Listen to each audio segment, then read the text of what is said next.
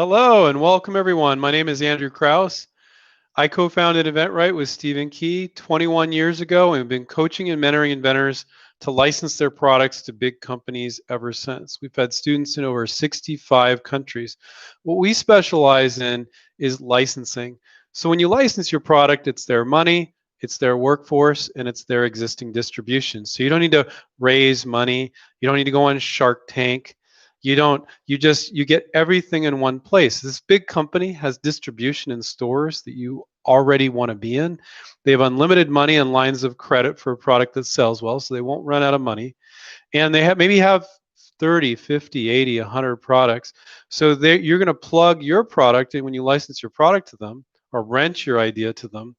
And it's going to be one of many products in their product line. So they've got this machine that is moving forward, getting products in stores, not just getting it in stores, but keeping it in stores. And then when you license to them, you kind of are them. You're with them, right?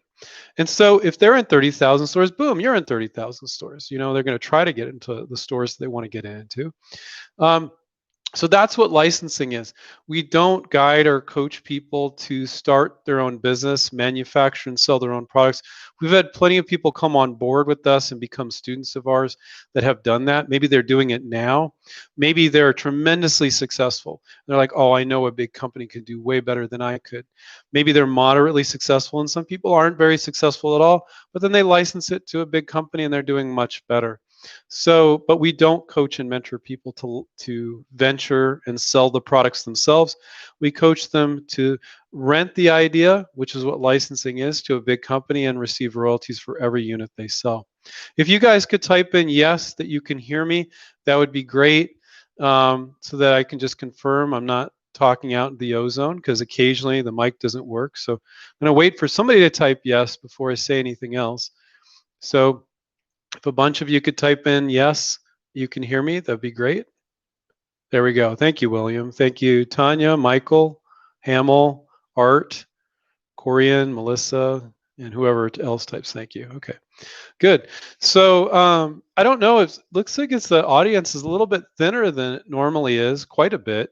But maybe people will join later. That's quite often the case. We have enough questions. I'll go the full hour. And I'm just gonna been talking nonstop all day long, so I'm gonna take a little sip of water. Looks like the first question is a long one, and it's from Inari. Hello, inventRight. So I'll just read the whole thing. We'll see if we can figure it out. Obviously, more general questions are good for these chats because then it benefits everybody else if it's so specific. But usually I can figure out how to make it general so everybody benefits. Hello, inventRight. I'm looking for your advice. Story goes like that. I have, and I'm going to read it just the way they wrote it. I have an idea, and I hired a mechanical engineer to help me bring my vision to life. Okay. But now I'm facing problems. I don't have an engineering background, and therefore it is very difficult for me to write a proper provisional patent application that would cover all the workarounds. Well, I don't think you need to be an engineer to do that, but if it gets really complicated, maybe. Should I hire another engineer to discuss other options that are possible for workarounds, or there are some other options, or are there other options? I'm sure if someone could direct me to the right direction, that it would be you guys. Thank you. So thank you, Inari. So I find the vast majority of our students don't need to reach out to an engineer to help them figure things out, that it's fairly obvious. Let me get up here. There we go. I realized my chair is too low. A lot of times you can look at similar things and make assumptions. And so Inari is worried like, okay, I paid this engineer. They did some engineering for me, but I heard, it sounds probably from us, Inari, that you want to cover the variations, workarounds, improvements. Now, sometimes products are complicated, like it might be a highly technical, complex product, but the inventor's invention is just this hinge on the side, or it's just this or that. So you don't always have to understand how everything works on a complicated product to invent in that area. If your invention, you just kind of tell them, well, you're going to do whatever you do normally, but for my piece of it, you're going to change this or change that, right? So you can do that. So My question to you, Inari, and we're not going to answer it here, but could you make assumptions on the other variations? I don't think normally it takes an engineer to understand the other ways that it could be done. Sometimes it does, but the vast majority of time it does not. So you want to include the variations that, might be like 70, 80% as good, but half as good doesn't make sense. So to hire another engineer just to figure out what all those variations and basically invent for you, you're spending a lot of money on engineers and they're very expensive. Most of our students don't need to do that. Of course, I can't know without knowing what your specific product is. So it's kind of getting into an area that I can't really answer. That's more of a one-on-one sort of thing. Um, but if you file a patent or a provisional, and there's 10 other ways of doing this thing that are just as good as your way, and you don't cover it, well, then your patent's worthless, right? But you don't want to get to the point where you're paranoid about it, but you do want to cover those other versions. So that's something that we always give advice on. Um, Melissa said, if I own a patent, can I just email my sell sheet over after talking to someone who provides me an email address in the company? So everything that we share today is not, I always delay before I give the disclaimer, is not to be considered legal advice. This is just, we're talking about different issues as general business advice. Please seek the services of an attorney before you act on anything. Okay, that's just our little disclaimer here. So Melissa asks, if you own a patent, can I just email my sell sheet over after talking to someone who provides me an email address in the company? That's what our students do. They file, you're saying you have a patent. Most of our students just have a provisional patent, and that's fine. They can't see what you're protecting or not protecting. You're creating a paper trail when you email them. These are all things that protect you. Another thing that protects you that people don't normally think about is being professional. Basically, not being a whacked out inventor. So a company, 3 or 4% of companies, that's not a statistic, that's my feeling, that only about 3 or 4% of companies in most industries would even consider knocking you off. They don't want to do that when they see what you're talking about, because they now know it's a liability that you don't act completely clueless. But for that 3 or 4% that might consider knocking you off, if you're acting like a wacky inventor, they see you have no idea what you're talking about. You're asking for crazy things, you're saying crazy things, your marketing's terrible, but they see that the product makes sense. They might knock you off. So it's a weird thing to say. And Steve and I are the only people that I've ever seen say it. I think I was the first person that started saying this, is conducting yourself professionally is the best form of protection. It is stronger than a patent in a lot of cases, because they just don't want to mess with you. So, yeah, Melissa, if you have a patent, send it over. You're creating a paper trail. Now, some attorneys will tell you, oh, you should ask every company you send to you want to send your product to sign an NDA before you even tell them what it is. Sign a non-disclosure agreement. It's not practical. I'm not telling you not to do that, because I'm not going to offer you legal advice, because I'm not going to do that. But it's not practical. If you ask every company in most industries to sign your NDA, you're never going to get to show it to them. But if you ask them to sign an NDA after, oh, well, I'm going to send my prototype, or I'm going to disclose the inner workings of it. A lot of times you send your sell sheet, it's just obvious how it's done. But other times they could see the benefit, but they don't quite know how it works behind the scenes. And in that case, that's an additional form of protection. But don't hold back on what you send them, so they're confused as to what it is and what the marketing is of it and the benefit of it is, because you're worried that they might steal it, because you're just shooting yourself in the foot there, because then they're not going to show interest, nobody's interested, and then you won't end up licensing the thing. You need to give them the marketing piece so they understand what the product is. Okay, you have to do that. But a lot of times, it might seem kind of backwards, but our students won't send the NDA. They'll file the provisional. They're creating the paper trail with the email. And I haven't had one of our students get knocked off in the 21 years we've been doing this to a company they presented to.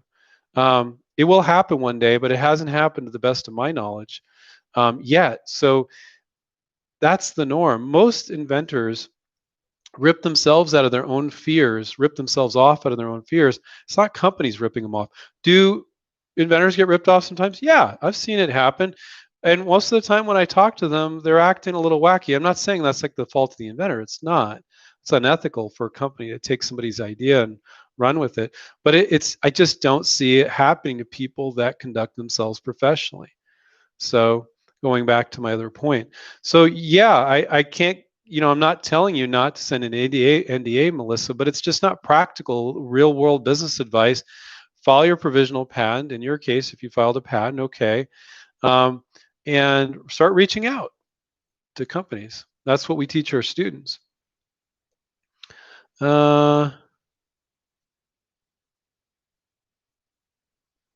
Okay.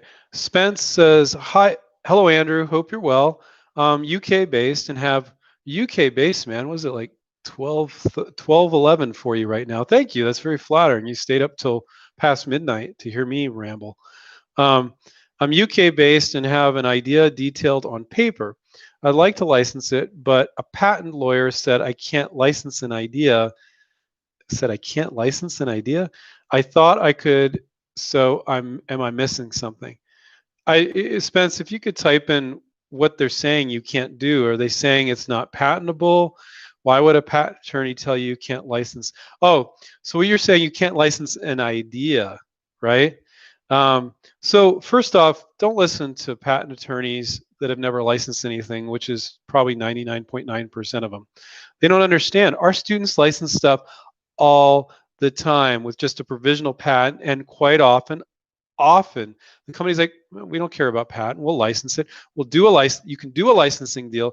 You can make the licensing deal not dependent on a patent, and they still have to pay you for every unit. So your patent attorney does not know what the F he's talking about if he's saying you can't license. If what he's saying, we don't know what he's saying here because I don't have enough detail. If he's saying, and so again, now we're not talking about what your patent attorney said, but more general here. If what he's saying is you can't do a licensing deal without a patent, that's complete and utter BS. Our students do them all the time. They do it with provisionals. Company wants to upgrade, okay, get the company to help you pay for the patent, or you pay for yourself, whatever. But to say you can't do a licensing deal, which I don't know if that's what the attorney said, without having a patent, is not true. If he's saying that the product's not patentable, therefore you can't do a licensing, that's also not true. Okay. So if you want to clarify later, okay, here we go. He suggested a PPA, so I'm protected. Okay, I like him. I like what he's giving advice so far. And then I just realized Spence typed in more. He's suggesting a PPA, so I'm protected, and then get a prototype before speaking to companies. You don't have to have a prototype to speak to companies. You just have a marketing piece. You don't have to have a prototype. I also disclosed my idea in detail without an NDA. To who? Could I get the PPA from this guy and then license with someone else? And is it the same work to file a PPA as it is for a license? I'm really stuck. Thank you for any advice. They're not one of the same. Filing a patent or filing a provisional patent is just filing a patent or a provisional patent. It has nothing to do with licensing it. So reaching out and doing a licensing deal, I bet there's some new people that don't understand this. You're not selling your patent. You're not selling a prototype. You're selling the benefits of your product, okay? And you can hold people to paying you royalties with a licensing contract, and it can have nothing to do with patents. Now, quite often, do they want something about patents in there? Yes. Quite often, are they okay with it not being dependent and they have to pay you royalties regardless? Yes, and we'll try to help our students do that deal every time. That the license, there's something called a licensing contract, and that contract has all the terms on what they can do and what they have to do for you. So they might need to pay you minimum guarantees, a certain minimum amount every 3 months. They might have to launch by a certain date. You might have certain rights to take it back under certain circumstances. They're not selling enough. They're not selling it all anymore. All these different things. All these things, that you insist they have product liability insurance so nobody can sue you. So that if nobody's never ever had in 21 years have anybody try to sue a student of ours, the inventor, because they don't even know you exist half the time. So, sorry, my ears were popping for some reason. I had to yawn there. So I'm not bored with your question there, Spence. So it's a licensing contract. And you can put whatever the hell you want in that licensing contract. For the things that are practical, absolutely. And we know what those things are, and we know what they'll agree to, what they won't agree to, what they'll argue about. And then you can get them to agree to things that it's okay for you to give in on, things that you should absolutely never give in on. And that's all under a licensing contract. Okay. And we guide our students to do licensing contracts. So you're really stuck on, could I? So yes, you could have the licensing attorney file a provisional patent and move forward and try to license to a bunch of companies. You could also use our smart IP software, spend 99 bucks, not 825 bucks with a patent attorney filing a PPA, and file it yourself. Anybody can write a provisional. Writing your own patent is nuts. Writing a provisional can be done in common English. So if you weren't aware, you can use our smart IP software. If you go to inventRight and you can sign up and get our smart IP software, and that's 99 bucks, and then you could file the provisional patent with the U.S. Patent Office. And our UK students, as well as our international students, file U.S. provisional patents all the time. So it's much less likely that you're going to end up licensing to a UK company. Go ahead, reach out to them, but do not limit yourself to the UK. I'll always reach out to the US and Canada first. You can also reach out to Europe. But in a roundabout way, and I did an interview with patent attorney Jake Ward on this. It's right up on our website. It's one of our more recent videos, and I don't even think we publicized it yet, so I don't think it has that many views yet, about how a U.S. provisional is in some ways a quasi-provisional patent in countries in which they don't even have provisional patents. So watch that video with Jake to understand that. Don't just take it for what I just said. There's a lot of details and caveats there, and but if this, but if that. But file a U.S. provisional patent. You don't need to spend $800 to $2,500 with an attorney. You can use our smart IP software. It's 99 bucks for the software, and then the patent office, U.S. patent office fee of 75. So what you're under 200 bucks there, and you can do a good job. And you heard who is it, Inari, talk about, oh, I want to include all the variations, workarounds, and improvements. That is the most important thing when you're filing it. It's not legal speak. It's about making sure, which you don't have to do legal speak in a provisional. So if you ever looked at a patent, Spence, and you're like, oh my God, I couldn't do that myself. You don't have to do that. In a provisional patent, it'd be in common English. But you want to cover the other versions of your product too in your provisional. That's 80% of filing a good provisional. Most inventors don't do that. They go, this is what it is, this is what it is, and you're going to screw yourself if you do that. But with that said, companies, they're not even going to see the provisional. So you could always file another provisional if you realize there's a lot of interest. Let's see. Paul says, I can never remember my freaking questions, but then he remembered his question. Paul says, if you submitted your idea to a company without a PPA, is it technically public domain? That's it. And if you watch my video with patent attorney Jake Ward, it's free. It's on our YouTube channel. It's a little bit of a gray area. Some people believe that with the American Invents Act, that privately showing it for license is not considered public disclosure. And then other people believe that it is. More people that I've talked to believe that it isn't. I can tell you that it's never once bit our students in the butt as far as being public disclosure. But if it's this idea that's making, $50 million a year or something like that, could they pull out all that? People will only dig down deep for that stuff if somebody's making a lot of money, right? So I'm not going to say that it's not considered public disclosure, but I'm going to say that for the most part, you're fairly safe there, that you privately showing it for license via email to a marketing manager at a company, not putting it up on, definitely putting it up on a website, putting it up on a public YouTube video, selling it as swap meet. These are all things that start what's called the 1-year on-bar rule from ticking. So if you don't get a provisional patent or patent from 1 year from that public disclosure, you're toast. But our students all the time privately, they don't show it to anybody, they just privately show it to marketing managers at companies via email. Now, the problem is, and these are the caveats, if they went out and showed it, even if you had an NDA signed, or if you didn't, and they went and showed it publicly, they put it up on a website. I've never seen a company do that ever, but if they did, then that starts that 1-year on-bar rule from ticking, and you start that they made public disclosure for you, they messed with you, and they screwed you up there. I've never seen that happen. So when we talk about these scenarios, there are scenarios that are possible, and then there were real life scenarios that Steve and myself and all our coaches, and we're like, okay, that could happen, but I've literally never seen that happen in 21 years with students in 65 countries. And that's where our practical real world advice, we're not giving you legal advice, comes in. So Paul, I can only tell you for me personally, if I was privately showing it to marketing managers and companies, would I be concerned that that's public disclosure for even a second for myself? No. Have I ever seen it? But the reason why I'm not concerned is not because of the legal aspect of it, because I've never seen it be a problem, ever. Could it be? Yes, it could be. It could. Um,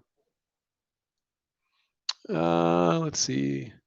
William says, I know that short form, as seen on TV, I think so. Short form commercials are 30-second commercials or less on the as seen on TV people. Isn't your favorite, but is it, in your opinion, still good market channel to license in? Is it still a viable one? No, I wouldn't say, William, that it's not my favorite. I would say that I personally, I'm a transparent person. I like things to be transparent. I don't like dealing with shady people. I don't like dealing with people that do things that aren't ethical. And is there some of that in as seen on TV? Without a doubt. So my opinion, but a lot of times you'll have a product that would be good for as seen on TV, but it would also be good for standard like kitchen gadget company, let's say.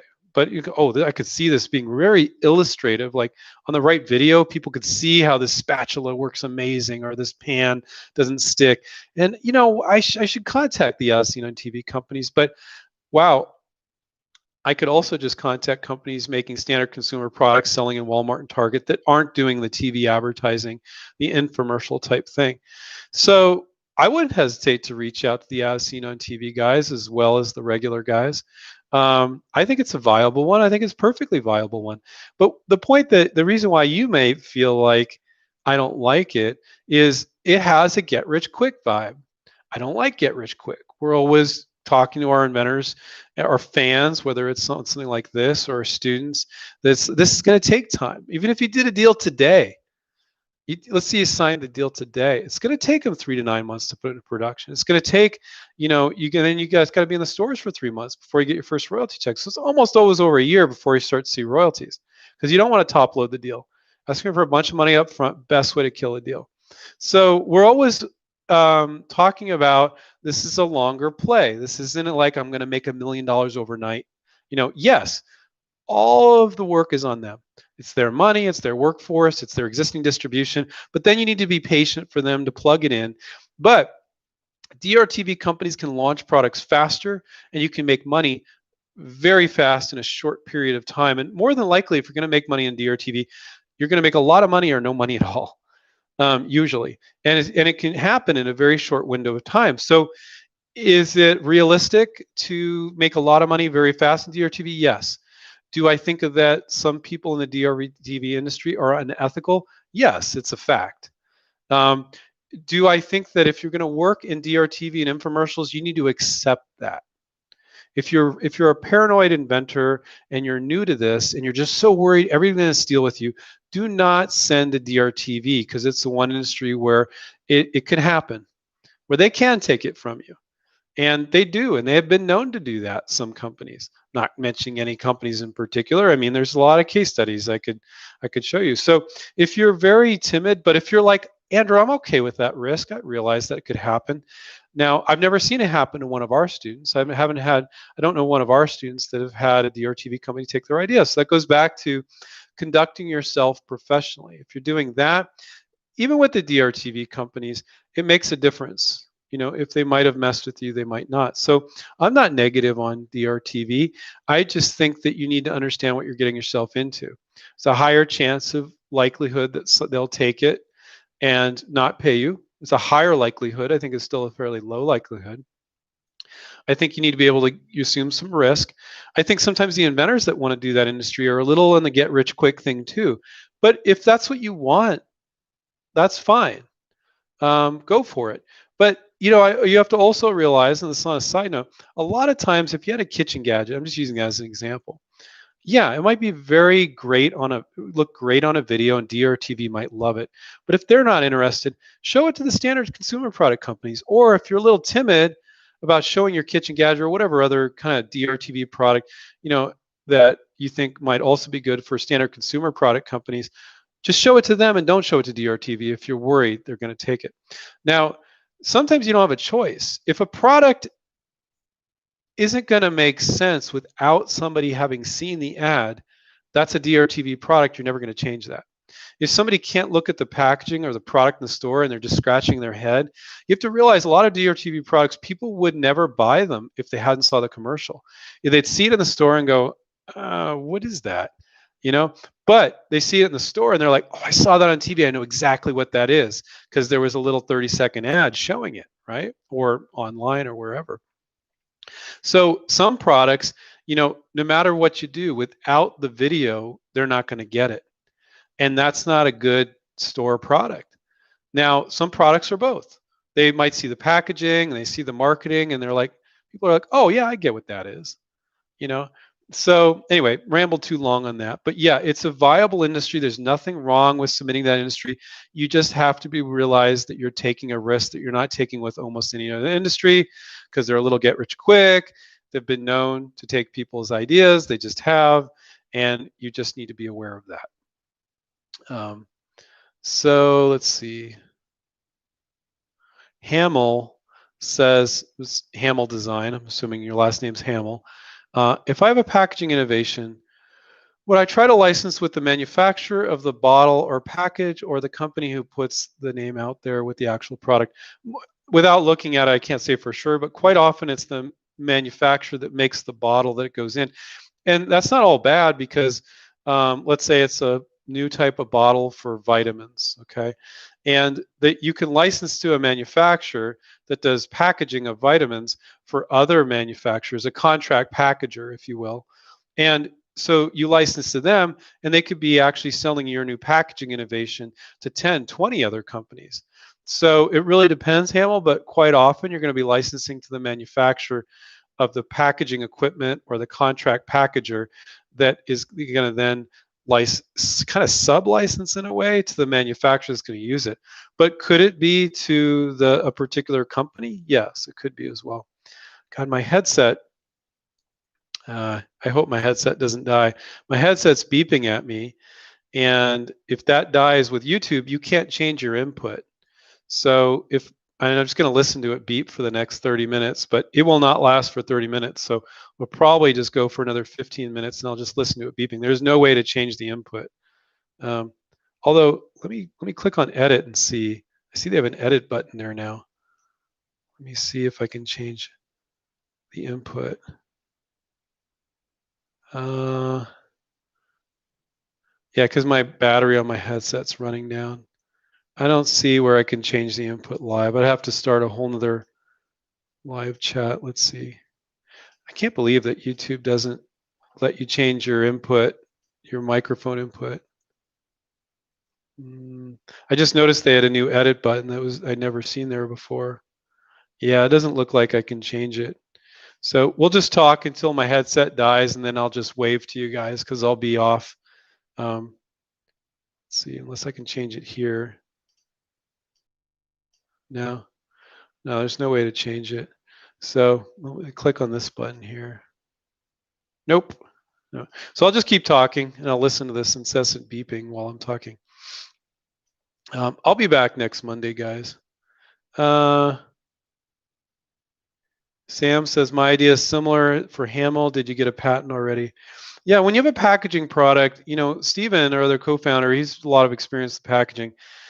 It's a very difficult industry. You need to have lockdown understanding of manufacturing, which is not true of most of their products, and a lockdown understanding of the patentability surrounding that manufacturing.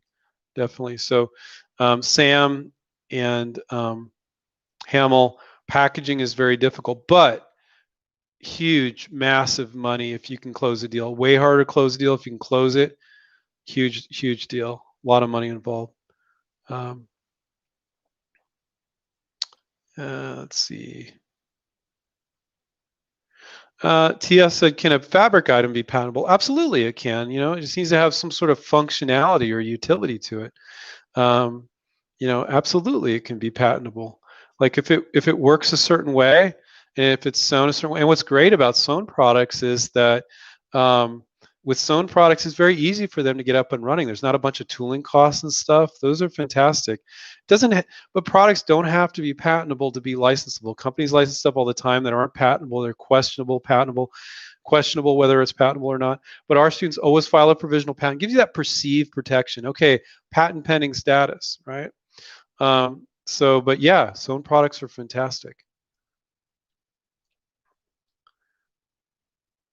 So Sam asking a common question: if my idea has multiple variations, can I add the variations under one application, or each one has to be separate? With a provisional, I just throw it all in there. There's no reason not to. They're variations of the same product. When people get weird is when they're like, oh, I want to do a dog toy and a kitchen gadget, and can I throw those in the same patent? No, don't do that. But if they're variations of the same product, absolutely you can. Um,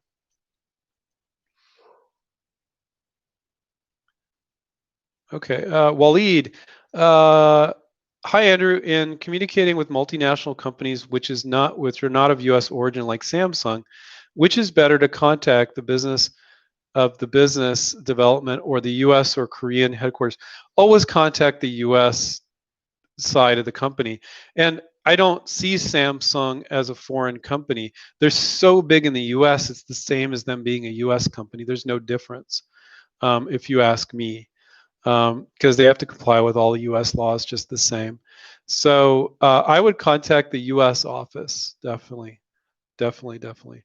If they don't have one, then reach out to the foreign office. But language can be a barrier there, of course. Um,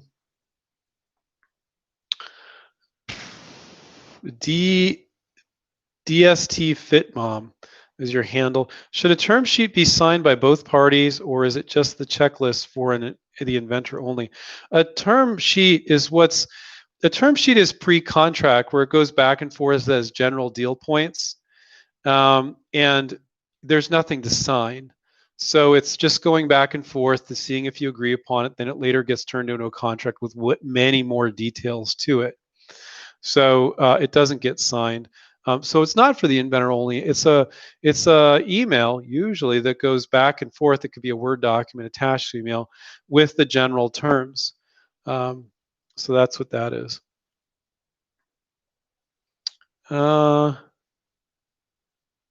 Yeah. Githin says, hey, Andrew, does my sell sheet have to have an image of the production ready product, or can it be a representation that says the benefit of the product? Or he says a CAD representation. Yeah, when I think CAD, I think like a line drawing, doesn't look refined. It should always be some sort of virtual prototype. So you turn that CAD, make it look pretty, but absolutely it can be a virtual prototype or a CAD, but don't make it look like an engineering drawing. Make it look like the product, and you can have no prototype or production prototype at all. Our students do that all the time, and it is okay. All right. Brandon says, if I have a design patent for medical equipment and see there are similar patent designs, how do we get the right expert advice without them taking the idea design? I can't answer that, Brandon. It depends on the product. Brandon has a design patent was just the way something looks, not the way something functions, which is a lot of times weak. But if you cleverly use design patents, we did a webinar recently on this, it can offer you quite a bit of protection. So he's saying, how do you get the right expert advice without taking the idea design? Well, the question is, why aren't you filing a utility patent? You should always file a provisional patent, which is a utility patent, even if you're fairly certain you can't get protection on the, what did you say it was? Say it was a medical product? No, you didn't say. Yeah, you didn't say what type of product it is. So you should always file the provisional. So even if you have a design patent, you should file a provisional. It's only $75, and you can legally say patent pending. Keep them guessing as to what you have. So that's what I would do, Githin. Oh, no, I'm sorry. That was Brandon. And it was a medical product. And especially with a medical product, like if it's a medical device company, there's a difference between a medical device company and a company that sells like products for seniors, like these senior catalogs that help you grab a can from the top shelf or something like that. It's like a medical assistive product, but a medical device company, those guys are brutal. They really want lockdown intellectual property. So if you have a design patent, file a provisional, keep them guessing as to what you have. If they're intrigued by the product, they might ask you more about the patent, but then you got a fish on the hook. It's great. So it's all good. Um, William says, I have my own licensing contract that I developed. That's a bad idea. But prospective licensees seem to always have their own. Yes. And of course, they are not uniform and certainly aren't as detailed as my own. Yes, but they usually want you to give theirs. They want to give you theirs, and you should go with them. And you're right, William. They are a god awful mess.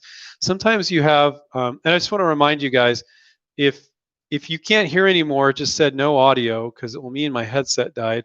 I think I could probably go another 10 minutes with stop beeping with my headset being low on battery, and you guys won't know any different, but we probably won't be able to go the full hour. And I'll make sure my headset's charged, guys. So I'm sorry next time. But I was busy working and talked to too many people, I guess. But you're right, William. Quite often they'll be like a big company, and their general counsel will do the contract, and Paul or myself or negotiation coaches Paul or attorney look at it, and we're like, this isn't a licensing contract. Like this is a mess, but we don't care as long as Paul can help you stuff like for our students the most important terms in that contract. We will advise the student what to tell the inventor, the student, to go back to the company, have them and their attorney change it. The deal flow, William, is so much better that way. They send you their contract, and then we bloody it in a friendly way. And, there might be a ton of stuff wrong with it, but Paul will say, "We'll go back to them just in these three things." They'll typically say yes to these three things. Then we'll hit them up for these more difficult things. It's very strategic. But even though a lot of those things are missing, William, you need to talk with them about it and fix their contract. It's going to work so much better than just sending you sending yours. Okay. I know it's detailed, and a lot of stuff in your contract, you'll guide them as to how to put that in there. But you're right. Quite often it's a mess, but it's better deal flow. You pushing your contract on them is not the right thing to do most of the time. And I say most of the time because there's always exceptions. Whenever I do YouTube shows, I mean, sometimes we get new students that have been watching us for a long time. But Andrew, you said this. I'm like, okay, but I didn't say it was black and white. I didn't say 100% of the time. In your case, I would do this, you know. But so most of the time, William, I advise you not to send yours. I would let them modify theirs. I would go back and forth with them and fix up theirs. And if you have yours and you understand all that, you probably understand licensing terms fairly well. Hopefully, if you just grabbed it from the internet, that's pretty dangerous. I don't really recommend that. Duncan says, let's say I'm a young designer. I like this question, I think, so far, who is trying to get an internship, but I'm afraid the designs on my portfolio may be stolen by the company I'm trying to get an internship at. Well, Duncan, that's a valid concern. I don't think stolen, but sometimes employment agreements will say, like, let's say they're in the kitchen gadget business and you have a bunch of kitchen gadgets. They'll say anything you come up with in this space that we're in, which is reasonable. Some companies will say anything you come up with, we own. That's ridiculous. And in California and some other states, they're cracking down on it to employers and saying, you can't do that. You can't own somebody's butt, any thought they have you own. But it's very reasonable for them to say, look, any products you come up with in the space in our industry, like if they're doing kitchen gadgets, we own. So Duncan, you should be concerned about that. And so what I would do is if you're looking to get an internship, just ask them what the terms are. Say, I'm an inventor, I have ideas. And before you sign up with the internship, they understand that. But it is something, because I don't know with an internship, but with an employment agreement, sometimes it will say anything come with the space we own, which is not unreasonable if you're working for that company. But if you're doing toys and they're doing aerospace stuff, like I talked to a guy the other day, he worked for an aerospace company, and basically they own like anything he came up with. I'm like, it's ridiculous. You got some toys here. Come on. And some states crack down, and that's actually not enforceable. in some states. I believe California is one of them. Don't quote me on that though. Um, uh, Sam says, scale of 1 to 10, how do you rate the gardening field for licensing? I like gardening. I think it's a growing field. I think there's not that as much innovation as there should be there, to be quite honest with you.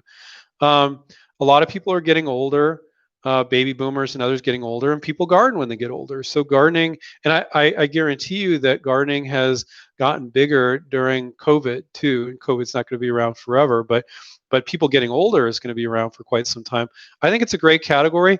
I don't see as much innovation there, which is kind of like a sleeping dinosaur, if you ask me. So I think if you approach the right companies, they'll be like, wow, this is very creative. I don't think there's as much competition with creativity there. So I think it's a great category to invent in.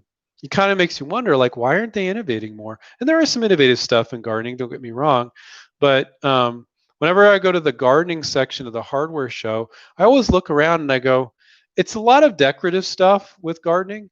But then when you get into the actual physical, um, doing of the gardening, there's like the garden weasel, there's different tools you can use to tear up the ground, or there's large mats to handle leaves, large amounts of leaves. Don't get me wrong, there's innovation there, but I think a lot of it is decorative, so that's why you don't see as much. And you can license all that decorative stuff too, so that's licensable as well. um, do you have as much intellectual property to stand on as far as patentability goes? In most cases, no, because it's decorative. But I think it's a good category, Sam. I think it's good. Um, Melissa said, I look forward to Mondays to get information from your live chat. I think I speak for all when I say thank you for being here and have a great week. Thank you, Melissa. Appreciate that.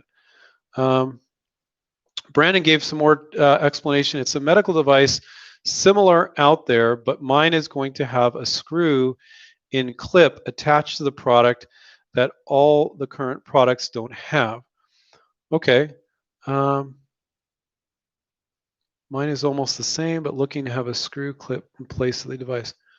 Well, if that's adding a lot of functionality and utility, I think that's super beneficial. I would go for it. I can't evaluate it based on that, of course. What were you asking earlier, though? Let's see.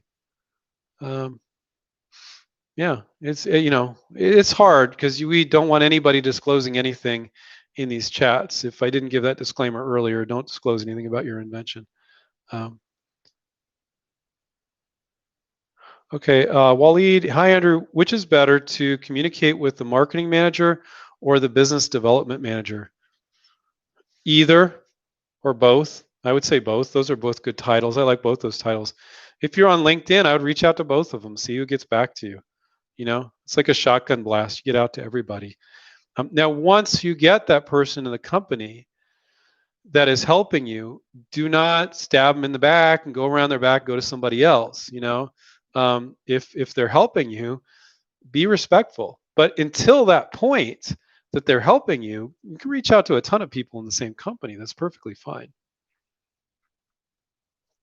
Um, Sam says, do you recommend to hire a company to get the drawings done, or a freelancer? Can I hold a freelancer accountable if he or she stole the idea? I've never, ever seen that. Um, if people are trying to make a few bucks, I'm assuming you're talking about the virtual prototype and not a drawing for a patent. I've never seen that. I mean, people are trying to make a few bucks and they're good, talented graphic designers. They're not captives of industry. If they love the idea, they wouldn't know what to do with it, Sam. So I'm not really concerned about it. But you should always get any vendor that's going to do graphic design for you, or an engineer, to sign a non-disclosure agreement. And it should be a non-disclosure agreement. Don't do this with companies because they'll freak out. Only occasionally do with those companies, but it should be a non-disclosure agreement with an improvements clause. What an improvements clause says is that you own any improvements. So if they come up with an improvement, you still own it. And a company would freak out about that because we're like, well, you're going to own our butt, like anything we come up with in space. So they got to be very careful about sending that to a company. But a service provider, if they don't want to sign that, don't work with them. Don't work with them. Um, uh, do you need to follow? Okay. Dr. Earth says, warning, this question may trigger you. If you guys have been watching me, you probably learned there's certain triggers I have. Um, you always say file for a PPA, but do you need a PPA for big companies? What are the odds it will get taken from me? Um, I, yeah, I think you should always file a PPA. It's 75 bucks. I don't know what you mean. Like, yeah, if it's a big company or a medium size or a small company, I think you should always file a PPA. I don't know what would be the difference for a big company. Do you do you believe that big companies will be less likely to rip you off? Yeah, I just always file a PPA. I don't know if you're saying, but do you need a PPA for big companies? All of them, because what it does, it gives you a year to fish off the pier and see if they're interested, and it gives you the ability to say patent pending on your sell sheet, not giant letters at the top so you look like a paranoid inventor, but tiny little letters at the bottom. So yeah, I couldn't think of a case where you wouldn't want to file a PPA. Big, small, doesn't make a difference. So see, I didn't freak out. I didn't freak out. Um, uh, uh, Asforis has said, please give an example to extend a PPA 2 years. You can't, but you can continue to get protection.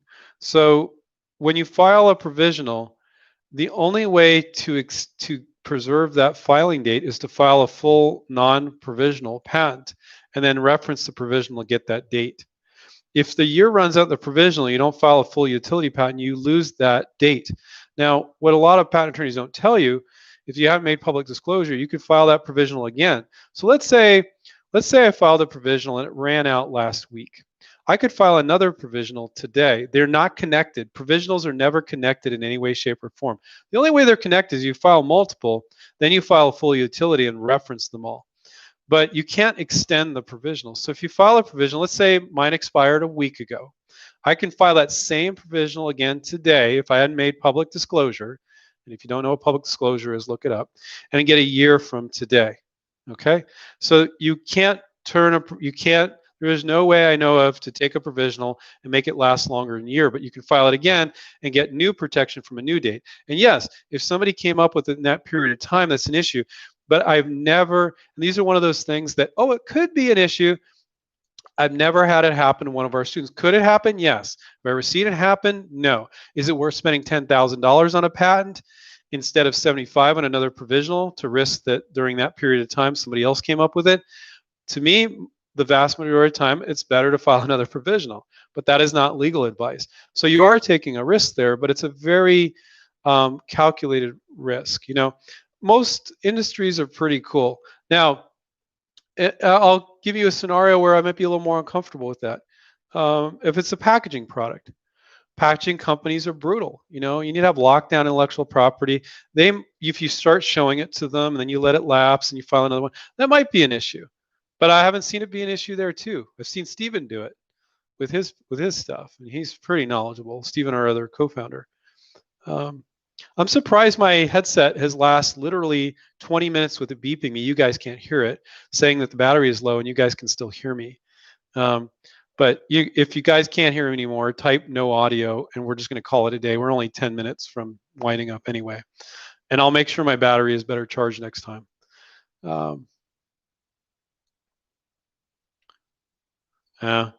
Tony says, hey, Andrew, can you tell us about blockchain and patents? No, I can't. You should have blockchain expert come on the show. So he's talking about cryptocurrency, and I know, Tony, blockchain isn't necessarily just associated with cryptocurrency, but no, I'm not an expert in that. I find it interesting. It's different. I've had some people come up with very creative uses of blockchain technology outside of cryptocurrency. But no, what is your question? You're asking basically how can you use patents with blockchain technology? I'm not an expert in that. I can't say. I would say if you have something in that space, make sure it makes sense from a marketing perspective, file a provisional patent on it, and see if there's any interest first, just like anything else. So that's what I would advise you. But as far as blockchain technology and utilizing it in different areas that haven't been used in, I think there may be some opportunities there. I haven't looked at all the prior art. You know, There's probably circles you can travel in where there are blockchain technology geeks talking about that sort of stuff online. Duncan, would you recommend an NDA or a PPA to protect my invention on my portfolio before revealing to them to brands in the industry? Yeah, what our students do is they just do the PPA and they create the paper trail. Our students do not ask for NDAs every time with every company, Duncan. So, and again, that's not legal advice. You have to decide and you have to seek the service of an attorney before you move forward with anything. But companies, if you say, look, I'm going to show you this, I can't tell you what it is, but you have to agree to keep it confidential, freaks companies out. Now, oddly enough, in Europe, they'll sign NDAs readily. In Europe, they'll do it a lot. It's very common there. But you have your provisional patent. What are you worried about? Well, you're worried about getting ripped off. Could it happen? Yeah. If you ask, I can tell you right now, though, from a practical standpoint, this is not legal advice, but if you ask every company to sign your NDA, you're going to feel like you're beating your head up against a brick wall. And attorneys will quite often guide you to do that. But you ask them, have you ever licensed a product before? Do you understand licensing? They're going to be like, no, I don't know, but this is my advice. You know, it's not practical. But Corian, yeah, resubmit. I'm assuming you're talking about, oh, hi, Andrew, filed a PPA, submitting the idea to a bunch of companies, got interest from 2 companies, great. But now those companies have quit responding to me. My plan is to make a better prototype and blah, blah, blah. Well, you know, I don't know what you're doing, Corian, or like why they're not responding to you anymore. It's common to get a little interest and they're not responding. But you got to take advantage when they show interest and get on the phone and talk to them. I don't know if you just emailed, but if you didn't talk to them on the phone and insist on it in a friendly way, you made a mistake and things fizzled out. So you're saying your plan is to make a better prototype. I don't know if that's going to get you where you need to go. You need to talk to them about what their interest in the product is. The prototype won't help you there. So resubmit, is that a good plan? Yeah, I'd follow up with them again if that's your question. Absolutely.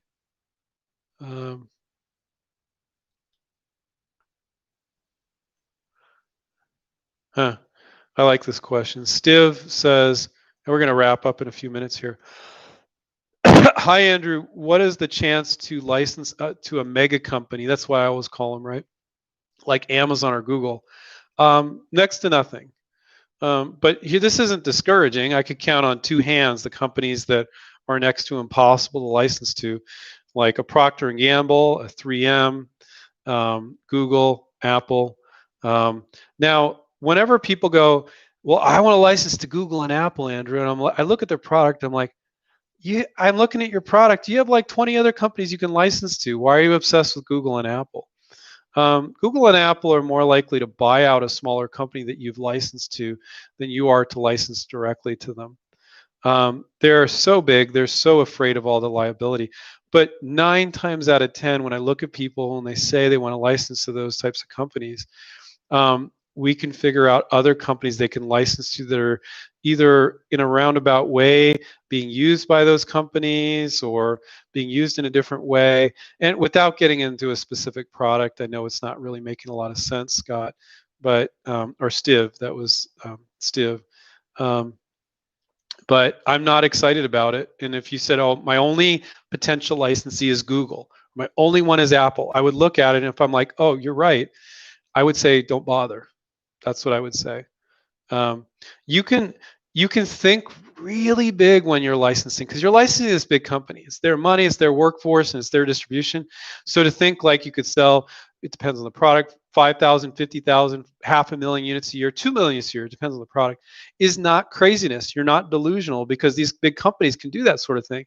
But to try to license to Amazon or Google, it's just next to impossible. But most, like 9 times out of 10, not 10 times out of 10, there are other people that you can license to when people say that, and that's what I direct them to do.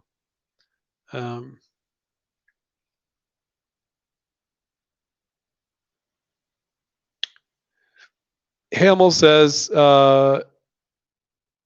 if an idea truly is not patentable, but still a good idea for a company, that company. Well, Hamill says for that company, you shouldn't be working on a product that's for one company ever. Now, if you say, "Oh, it's great for this company. I came up with this company," and I'm like, "Oh, well, it'd be good for these other 20 companies or other 10 companies or at least 5," then I'd say work on the project. But you should never work on a product that's just for one company because you're going to do all this rigmarole. God, I sound like an old fart saying that. I don't even use that term ever. But you're going to do all this work, and you're only sent to one company. And they're, "Oh, I'm not interested." Okay, I'm done. That's not tapping into the power of licensing. But anyway, that's on a tangent. So Hamill is saying, should I still reach out to them with no possible PPA? Well, first of all, there's always a PPA. You can get a PPA 100% of the time. You can, even if you know a patent attorney, look, that's not patentable. I tell you, that's not patentable. You can still file a PPA for $75 and say patent pending legally. So it puts people on notice. They might be wondering, like, what's he protecting about this? But you can still do that, and I recommend people still do. You know, so first of all, don't license it to if it's just for one company. Figure out what other companies it can be for as well. And if it's not patentable, can you still license it? Absolutely, you can. Our students do it all the time. But there are always exceptions, like with the packaging industry, which is not what 99% of you guys are doing. Can you license in the packaging industry with no patentability? Absolutely not. But I can't think of many other industries where that's the case. Most other industries you can. Somebody talked about gardening earlier. Sure. Kitchen products. Sure. Home storage organizations. Sure. Medical devices for old people that help them like do things like reach for something on the top shelf. Sure. But packaging, no. You're not going to get a packaging product done without patentability.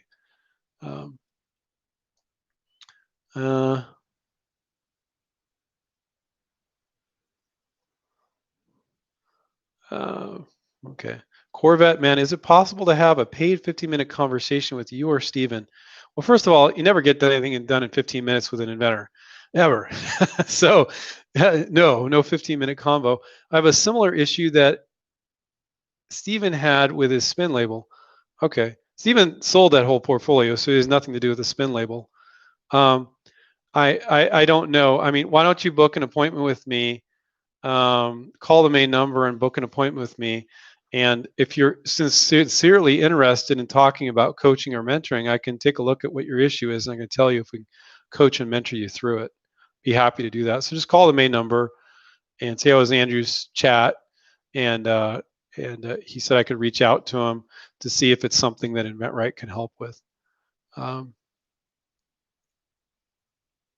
Amanda, we'll end up on this one, which is a great idea. And just to remind you guys, my mic is about to die. So if it dies in the last 2 minutes of this talk, thank you guys.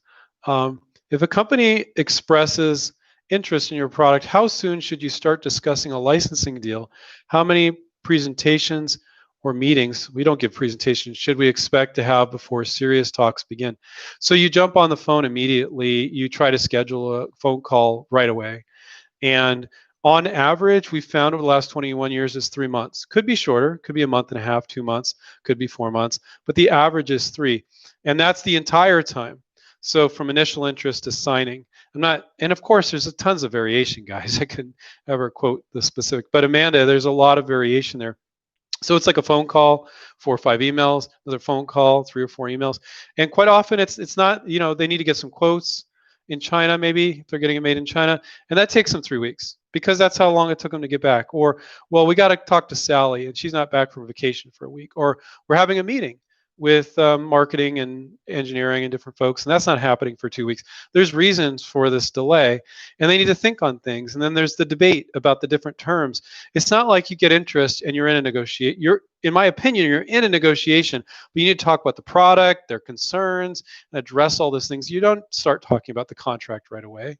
No. So the average time period is 3 months. So it doesn't happen overnight. Definitely not. Joel says, how much is coaching and mentoring? So we have our academy group coaching programs, about $900, and our one-on-one coaching program, which you get a sell sheet, a virtual prototype, smart IP to file your provisional patents, so you don't have to spend a bunch of money with an attorney. And you get a coach every single week for half a year. And then you get access to our negotiation coach, so you don't need to call a licensing attorney, and Paul's going to guide you through the deal. And so that's about $3,000. You can pay it over 6 months, or you can make it in one payment. So that's the one-on-one coaching is about $3,000, and then the academy, the group coaching is about $900. So hopefully, and so you can go on our website and go to the coaching menu, Joel, and find out more about that.